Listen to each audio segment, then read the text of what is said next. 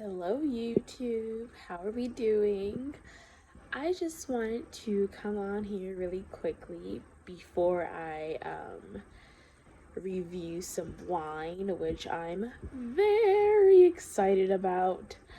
I'm gonna be reviewing a sparkling white and a gamay this week. I am so excited. I think y'all are going to enjoy at least one of them. But anyway, I came on here because I just wanted to talk random things. Why not? So the other day at work, for those who don't know, I am a former server. I miss it and the money a lot. But we just getting through these times.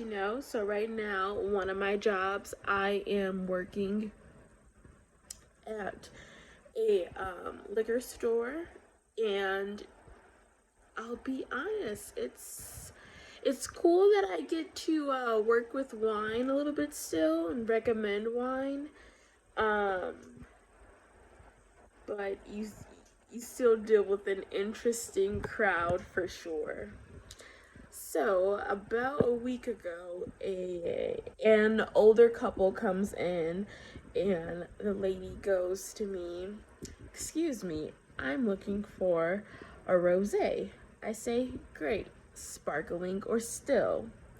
She goes, "Sparkling." I walk her over to the sparkling wine section.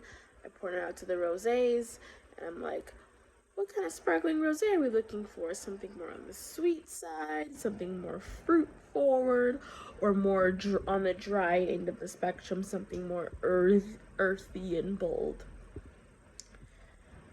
Then she got me. She hit me with a doozy because I don't even, to this day, I don't know what the hell this lady was looking for. She goes, "I want a red rosé." And I'm like, okay. So the first thing I thought to myself was, okay, this person obviously does not know what rosé is. Sorry, I'm like kind of looking at my notes as we even talk about this. I'm like, okay, this person just doesn't know what a rosé is. But you can't really be condescending with people because at the end of the day, this little part-time job, they don't pay me enough to stress myself out. But some of this stuff is kind of funny, girl. And so I'm like, okay, well, here's this Malbec rosé. And she's like, okay, but is it gonna be too sweet? Like, I like a little bit of sweetness, but. And I'm like, oh, like, I know exactly where this one is going. And I'm like, so this is going to be an extra brut. So this is definitely gonna be on the dry end of the spectrum. Did you want something more sweet? She's like, yeah, but my husband has diabetes, so we can't do anything too sweet. So I'm like, oh God. All right, I got this. I can be professional. I can stick this one out. I'm like, okay, here's some other options. Honestly, at that point, I totally start to BS it because the difference between working in restaurants and working in an entire liquor store, a liquor store has over like 1,000 wines sometimes. I have not tried every wine. So, yeah, that's my dilemma on that one. But the nice thing about working in a restaurant, during your training program, you usually try at least like 75% of the wines. The only wines you might not try are like the wines that they sell by the bottle. I've been fortunate enough to try a few wines that we sold by the bottle at my previous restaurant because I was a part of the opening team, and a lot of times the opening team, they get cool little perks like that, right? Because you opened this restaurant, and that's a good feeling. I wanna do more openings once we get past this pandemic. I'm trying not to say the C word because I believe YouTube is like doing something with the algorithm if you mention the virus. So we just not gonna say that. Yeah, not that I have a lot of followers anyway, but I'd like to get there someday. Who knows? Anyway, back to this lady because I am going off on a tangent as usual. She's like, no, I want a red rosé. Now, most of y'all probably thinking, what the hell is a red rosé? So was I, because I would say for a 23-year-old,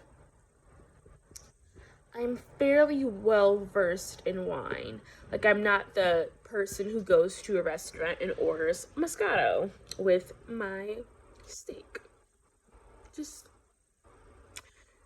not me, boo. And so the thing about rosé is rosé can be made from a plethora of grapes.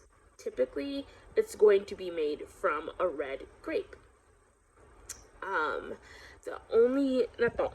The main difference is during the winemaking process, the skin contact left in the actual juice of the grapes is significantly less than a red wine. So that's why it's called a rosé.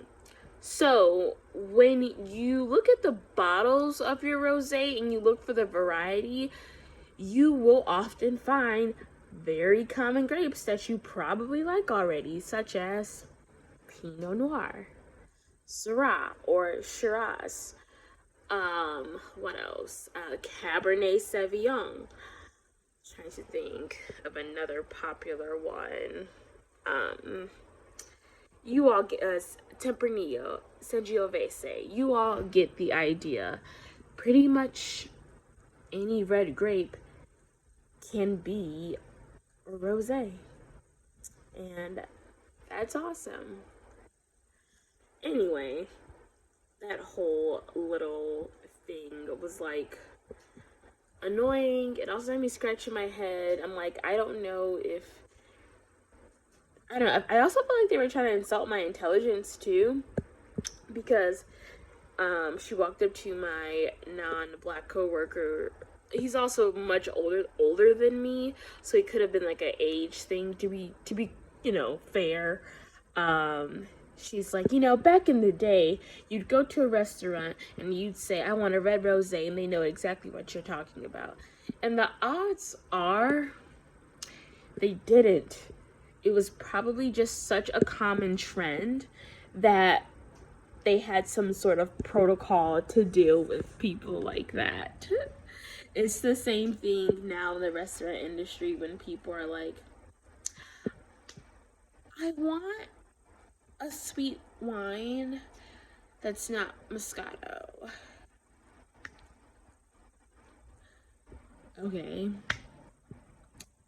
Let's just give her the sweetest Riesling on the menu. Like it's, I don't know. It's just weird stuff like that in the industry where we're like, okay, not trying to throw shade or anything, but what you're talking about makes zero sense. Okay, I'm like totally going off on a tangent. This is random again. But yeah, I just want to share that quick little story, and stay tuned for my wine reviews, which should be up by Wednesday. Alright, I had nothing to talk about, but that's it, guys. Bye.